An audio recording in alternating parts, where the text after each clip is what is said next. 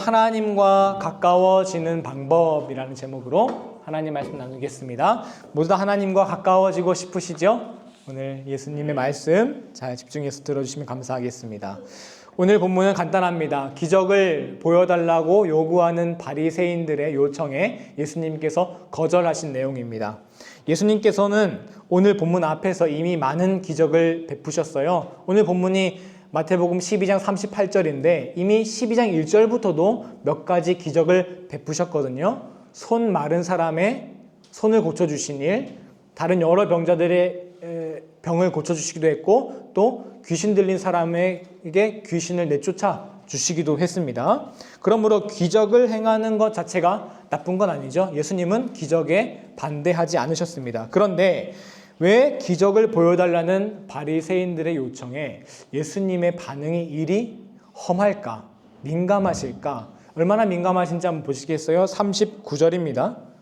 읽어보겠습니다. 시작. 여기까지만요.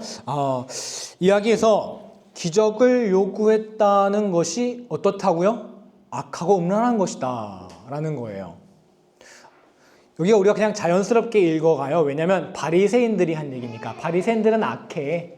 그런데 여러분, 이게 바리새인이라는 편견을 한번 빼고 생각해 보세요. 그러면 단순히 기적을 구하는 것이 그렇게 악한 일인가요? 왜냐하면 우리도 사실 매일매일의 삶에서 기적을 구하잖아요. 하나님 제발 이것만. 단순한 호기심에 보여달라고 할 수도 있고 아니면 순수한 마음에서 정말 믿음의 확신이 필요해요. 저 기적을 보여주시면 하나님 믿을 수 있을 것 같아요. 이런 마음에서도 기적을 요구하곤 하잖아요. 예수님은 왜 기적에 이렇게 민감하게 반응하셨던 걸까요? 먼저 우리는 왜 예수님이 기적을 일으키셨는지를 알아야 합니다. 예수님께서 기적을 일으키신 목적은 무엇일까요? 많은 오해가 예수님께서 사람들의 이목을 끌기 위해서였다는 거예요.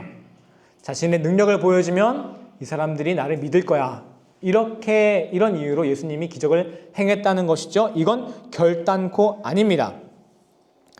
예수님은 결단코 당신이 하나님의 아들임을 증명해 보이려고 사람들의 주의를 끌으려고 기적을 행하지 않으셨습니다. 그럼 왜 기적을 행했냐? 예수님은 당신의 메시지를 전하기 위해서 기적을 베푸셨습니다. 예수님은 말씀으로 메시지를 전하셨고요. 당신의 작은 행동들로 메시지를 전하셨고요. 그리고 또 하나의 방법이 기적이었던 것뿐이에요. 이해되시죠? 예수님이 전하려고 했던 메시지는 바로 무엇입니까? 하늘나라 복음입니다. 한번 따라해 주세요. 하늘나라 복음. 하늘나라 복음. 하늘나라를 가르쳐 주시는데 바로 보조 자료로 PPT를 활용할 수도 있고 준비물을 활용할 수 있는데 예수님은 뭘 활용하신 거예요? 기적을 활용하신 것뿐이에요. 이해되시죠? 하나 예를 들어드리겠습니다. 우리 지지난주에 다루었던 내용인데요.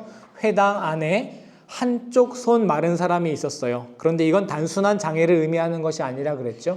한쪽 손 마른 사람이라는 건 반드시 오른손을 못 쓰는 사람이고 오른손을 못 쓴다는 것은 부정한 당시 사회 정념상 부정하다고 여겨졌던 왼손만 사용하는 사람이었어요. 그러니 이 사람이 하는 모든 일은 부정하다고 차별받고 편견을 가지고 있었죠. 그러니 이 사람은 사회에서 인정받지 못하고 차별당하고 무시받는 사람이었어요.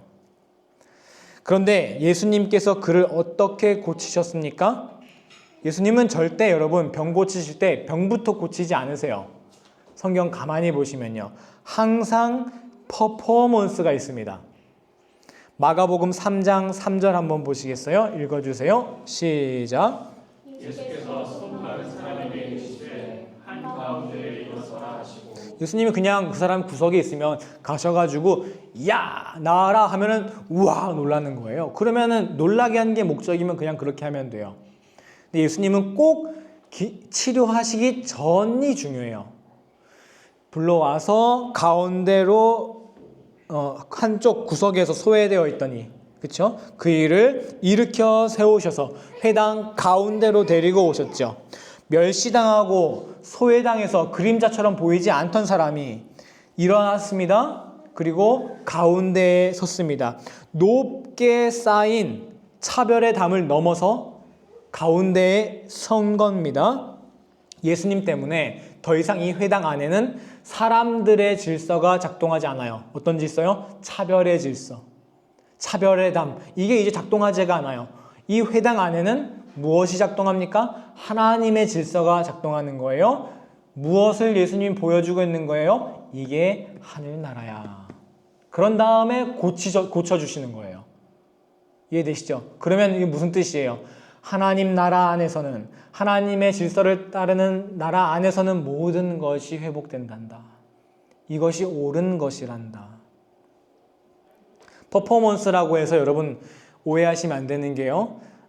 예수님의 퍼포먼스는 좀 특별합니다. 많은 사람들이 이제 좀 사이비라든지 아니면은 사이비죠 다. 그런 사람들이 현혹하는 사람들의 신유의 은사를 뭐 행한다라는 사람들의 퍼포먼스는 치료하는 것에 퍼포먼스가 맞춰져 있어요. 요즘 뭐 유튜브 보면은 별 희한한 거 다 있더라고요. 뭐 푸샥 뭐 이렇게 하면은 막 날아가고. 보시죠. 자기가 기적을 베푸는 그 퍼포먼스에 초점이 맞춰져 있는 거예요. 이해되시죠? 예수님은 고치시는 그 기적의 퍼포먼스가 없어요. 그냥 나아라. 아무런 퍼포먼스가 없어요. 그 전 메시지 퍼포먼스가 있는 거예요. 이해되시죠? 여러분, 이게 진짜 신유의 은사와 아닌 은사를 구별하는 방법 중에 하나가 될 수 있습니다. 자, 그러면요. 예수님의 머릿속에는 뭐로 온통 가득 차 있는 거예요? 내가 뭐 가르쳐줘야 되겠다. 하늘나라 가르쳐줘야 되겠다. 어떤 하늘나라요? 그냥 하늘나라 아니죠. 인간이 세운 차별의 질서, 차별의 담 이런 것들이 무너지고 손 마른 사람도 부정하다고 여겨지는 사람도 심지어 가운데 일어나 설 수 있는 그런 나라. 그것이 바로 하나님 나라, 예수님의 관심사였습니다. 그런데 바리새인들이 이 기적에 대해 어떻게 반응합니까? 마태복음 16장인데요. 같은 이야기가 있습니다. 16장에도 읽어보겠습니다. 16장 1절 시작. 바리새인과 사두개인들이 와서 예수를 시험하여 하늘로부터 오는 표적 보이기를 청하니. 자, 이들이 구하는데 표적을 구하는데 이들도 하늘의 것을 구하긴 해요. 그렇죠? 뭘 구한다고요? 어디서부터 오는 표적?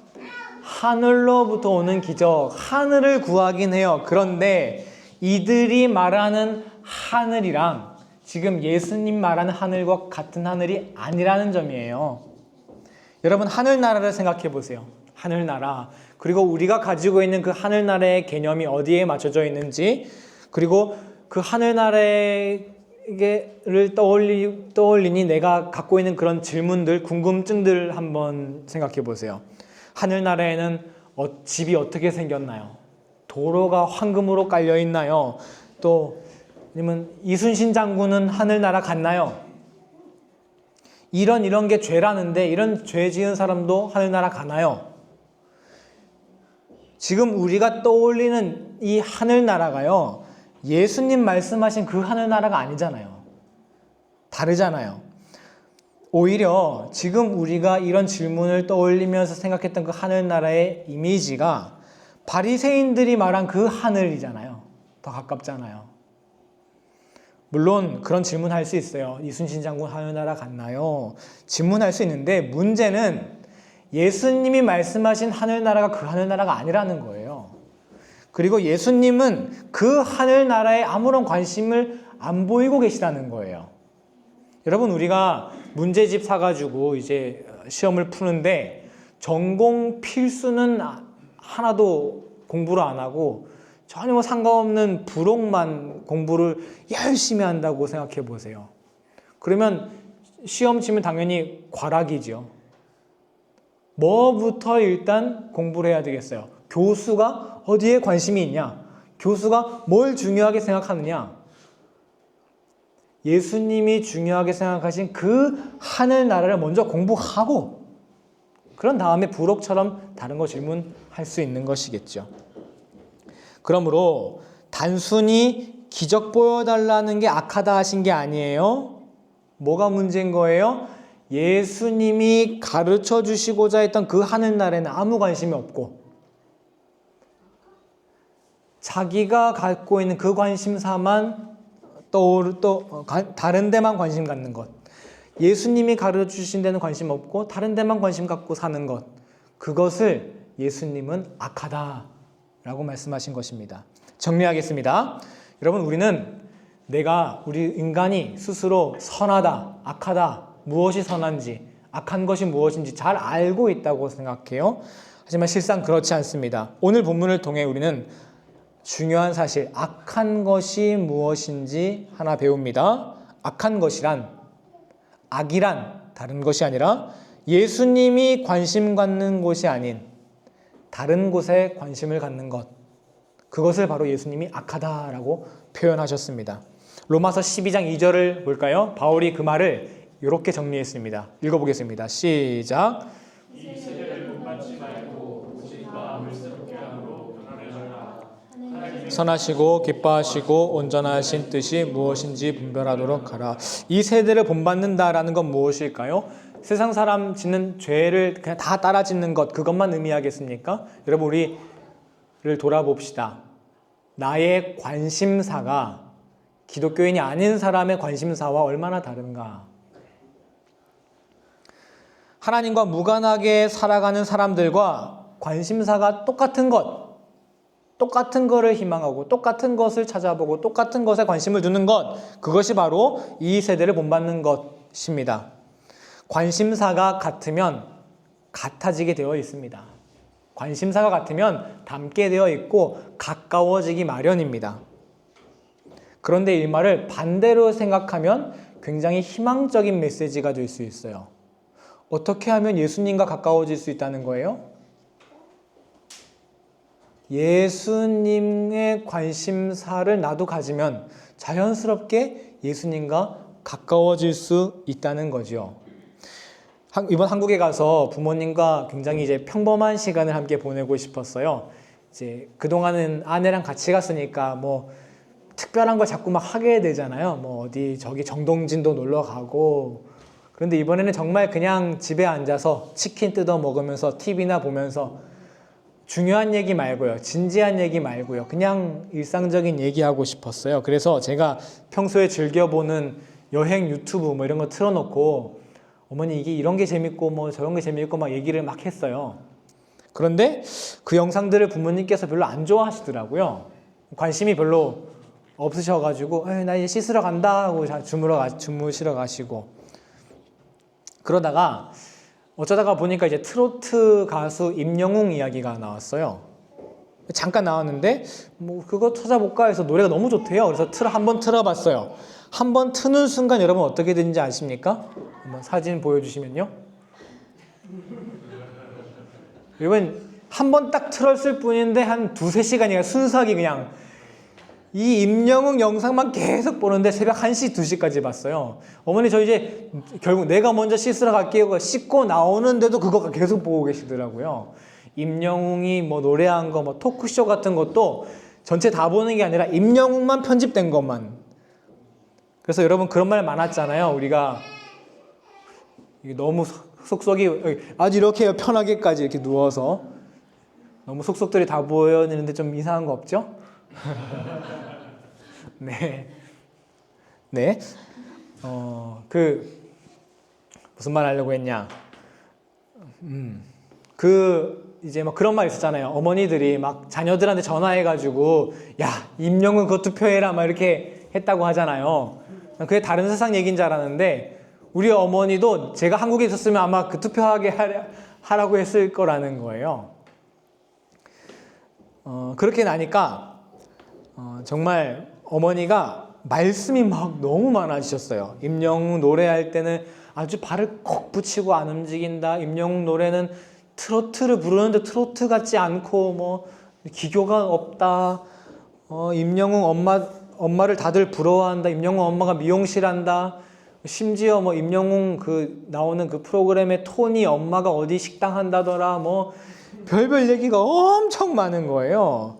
저는 어머니가 아들 말고 이렇게 빠져가지고 막 여러 가지 이야기를 하는 걸 처음 들어봤어요. 아주 섭섭할 지경이에요. 이렇게 그러니까 아주 저를 돌아보지도 않고 평소에는 여기 앉으셔가지고 이제 저를 보고 저는 TV를 보고 그런데 아들은 쳐다보지도 않고 임영웅만 쳐다보는 거예요. 중요한 거는 계속 이야기가 하게 돼요. 임영웅 이랬다더라. 아, 근데 계속 제가 임영웅 얘기를 하면은 대화가 계속 돼요. 한 쉬고 두 쉬고. 여러분, 그 사람의 관심사에 나도 관심을 기울이면 그 사람과 가까워지는 것은 금방입니다. 이거 규찬 형제님이 참 잘하더라고요. 규찬 형제님이 이렇게 있다가 꼭 그 사람의 관심사를 물어봐가지고 자기가 어떻게든 그 자기랑 그 비슷한 걸 또 찾아서 같이 이제 얘기를 해요. 그게 뭐 너무 인위적이어서 안 자연스러울 때도 있는데 그 모습이 참 너무 귀엽고 너무 멋진 거예요. 여러분, 이렇게 예수님과 가까워질 수 있는 비밀이 바로 여기에 있습니다. 바로 예수님의 관심사로 기도해보고 묵상해보고 이야기 나누는 것이지요. 우리는 그동안 성경과 예수님 말씀을 어떻게 이용했습니까? 나의 관심사를 해결하는 용도로 사용하지 않았습니까? 나의 관심사를 설명받는 용도로 말이죠. 사후 세계는 어떻게 이루어져 있나? 죽으면 어떤 상태가 되나? 예수님 한 번도 못 듣고 죽은 사람이랑 예수님 태어나기 전의 사람은 어떻게 되나? 다 할 수 있는 질문이에요. 그런데 전공 필수가 아니라 뭐라고? 교양 선택이라고요. 예수님의 관심사는 아니라는 거예요. 뭐 구약 창세기로 가면 우주는 어떤 순서로 이루어져 있나? 이거 창세기의 관심사가 아니라는 거예요. 우리가 공부했었죠, 여름에. 물론 필요하지만 이런 질문으로는 예수님과 가까워질 수 없습니다. 그리고 예수님은 심지어 이렇게 얘기하죠. 나와 내가 가르치는 거랑 다른 데 관심을 갖는 것을 악하다. 이런 질문들은 죄송하지만 이런 거일 수 있어요. 내 관심사를 해결하기 위해 예수님의 말씀을 거기다 갖다 맞추는 거라고요. 물론 예수님 말씀 중에 사후세계 관련된 것도 있고요. 영혼에 관련된 것도 있는데 예수님 뭐 하면 9할쯤 될 거예요. 한 1할쯤 될까요? 그런 내용은.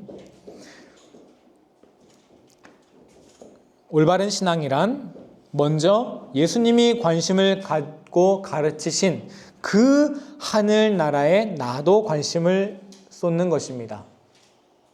내 관심사항은 조금 접어두고요. 궁금하더라도. 왜냐면 내가 궁금한 것만 계속 얘기하면 그 사람이랑 안 친해지잖아요. 대화가 안 되잖아요. 제가 수요일에 독일에 도착하자마자 바로 집으로 앉으라고 드레스덴에 갔어요. 친구가 잠깐 와 있다는 거예요. 그래서 잠깐 만났는데 그 친구 오랜만에 만난 친구인데 정말 밤새 떠드느라고 이제 그 독일에 도착한 날인데 잠을 안 잤어요. 그만큼 아주 대화가 끊이지 않았어요. 오랜만에 만났는데도. 왜요? 공통의 관심사가 너무 많으니까요. 예수님과 공통의 관심사를 만들어가는 여러분 되시기를 간절히 축원합니다. 내 신앙의 궁금증은 일단 내려놓고 예수님의 관심이 무엇인지, 예수님이 관심 가지셨던 그 하늘나라는 어떤 나라인지 이렇게 예수님과 공통의 관심사를 만들어 나가십시오. 그러면 나도 모르게 예수님과 더 가까워지고 예수님과의 대화가 넘쳐나는 우리가 되기를 예수님의 이름으로 간절히 축원합니다. 우리 함께 성찬식 진행하겠습니다.